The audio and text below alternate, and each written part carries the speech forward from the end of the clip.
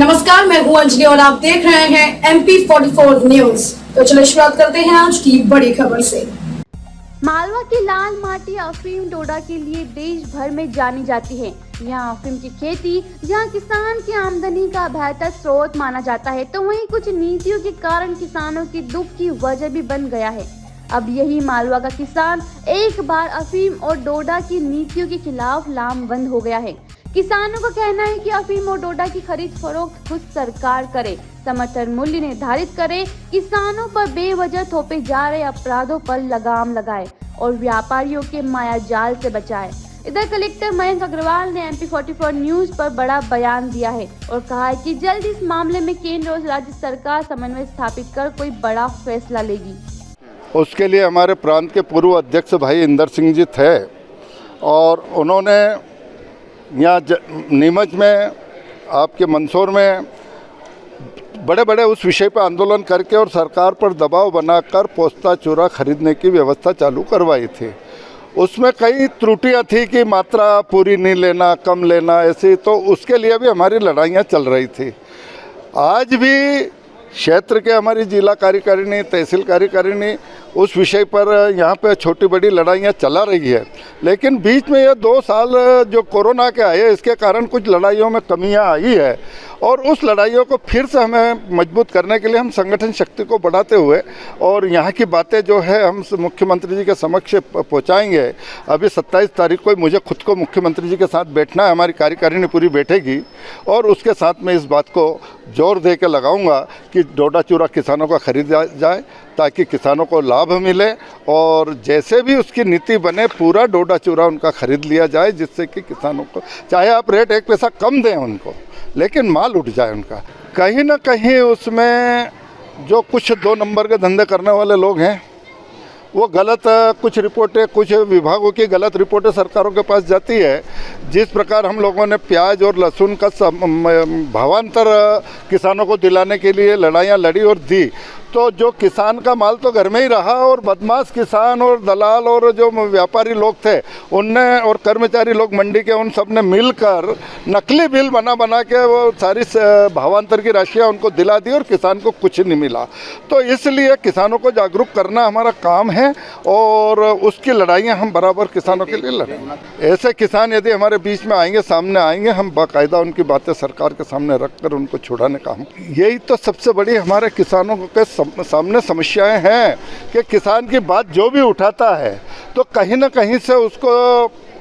दिशा बदल दी जाती है और दिशा बदलने के बाद वो किसान के साथ लाभकारी नहीं हो पाता। पहले ये कहना है कि भारतीय किसान संघ हर समस्या को जड़ से उठाता आ रहा है और ये इस चीज़ के लिए भी हमारे मालवा प्रांत में जो अफीम होती है उसके लिए लगातार हमारा संगठन लड़ाई लड़ रहा है। अभी देखा जाए धुलापाली के रूप में व्यापारियों के ऊपर कार्रवाई हो रही, उससे वो खरीद नहीं रहे हैं उनका पोस्ता और उससे किसानों को बहुत बड़ा नुकसान हो रहा है। और ये माना जाए कि सरकारें मान रही है कि धुलापाली जो बात कर रहे हैं अपन डोडा चूड़े में कुछ भी नगण्य रहती है, उसमें अफीम मानते हैं कुछ भी नहीं रहता है, तो उसका उपयोग या तो फिर जलाने के लिए बोल दे या इसको फ्री करे। कि सरकार खरीद नहीं पा रही तो या किसान उसकी मर्जी से, क्योंकि किसान के पास क्या होता है कि किसी ने लालच देकर खरीद लिया, उसके बाद उस खरीदार को पकड़ेंगे, उसके बाद उसके संगठन जहाँ इकट्ठा किया उसको पकड़ेंगे। कहने का मतलब एक ऊपर से लॉबी चलती है कि पकड़ाने वाला अलग और उनके पीछे जो किसानों से लूट होती है इस नाम के, अब तुम्हारा नाम है, तुम्हारा नाम है, तुम्हारा नाम है, जबकि सरकार मानती है कि डोडा चूड़ा में आज दिन तक नगण्य मानती है कि नगण्य उसमें अफीम है,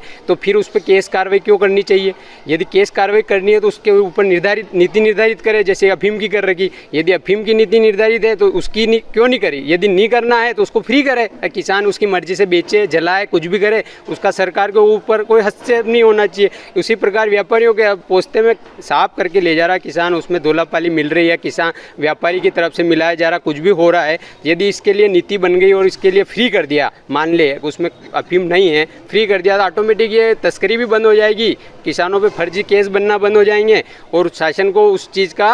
अलग से नीति निर्धारण करके उसका मैनेजमेंट भी नहीं करना पड़ेगा, कैसे खरीदे कैसे बेचे।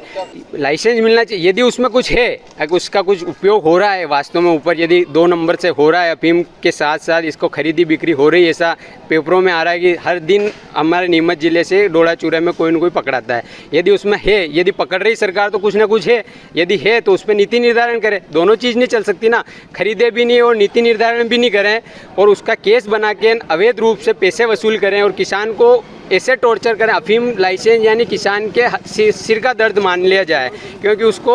अफीम की रक्षा करनी, उसके खेत की रक्षा करनी, अफीम तोड़ने के बाद उसके डोडे की रक्षा करनी।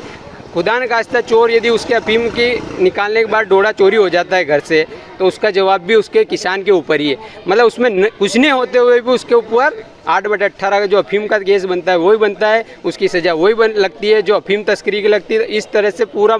सरकार को पूरा ये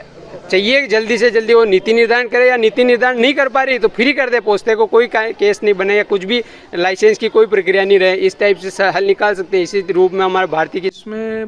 दूसरे प्रश्न में जो आप पूछ रहे हैं डोडा चूरा के लिए, डोडा चूरा की नीति जो थी 16-17 के बाद में चेंज हुई है केंद्र सरकार और सुप्रीम कोर्ट के निर्देशानुसार,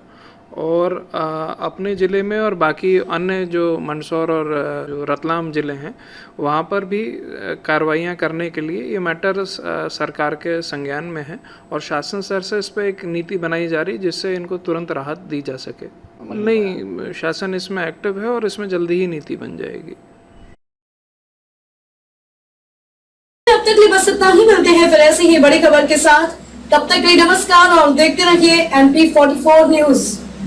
अगर आपको हमारी वीडियो पसंद आई हो तो लाइक, कमेंट पर शेयर करें और ऐसी ही खबरों से जुड़े रहने के लिए आप हमारे YouTube चैनल MP44 न्यूज को सब्सक्राइब कर बेल आइकन को प्रेस करें।